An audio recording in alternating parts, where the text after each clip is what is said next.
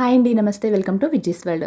ఇక్కడ మీరు చూస్తున్న ఈ కోనేరు పెద్ద కోనేరు అంటారండి. ఇది మంగళగిరిలో ఉంది. దీన్ని కళ్యాణ కోనేరు అని కూడా పిలుస్తారు. దీనికి దాదాపుగా 400 సంవత్సరాల చరిత్ర ఉందండి. ఒకప్పుడు ఈ కోనేరులో ఉన్న నీళ్లతోనే స్వామివారికి అభిషేకాలు జరిపించేవారటండి. అయితే ఇది కొన్ని సంవత్సరాల నుంచి వాడుకలో లేకుండా పాడుబడిపోయినట్లుగా అయిపోయి డంపింగ్ యార్డ్లా మారిపోయింది. మరమ్మతులు చేయించి దీన్ని మళ్ళీ పూర్వవైభవం తీసుకురావాలని చేస్తున్నారండి. దీన్ని తవ్వే కొంది లోపల చిన్న చిన్న ఆలయాలు బయటపడుతూనే ఉన్నాయండి. సుమారుగా 500 ట్రక్కుల పైనే మట్టిని బురదని తోలుంటారు.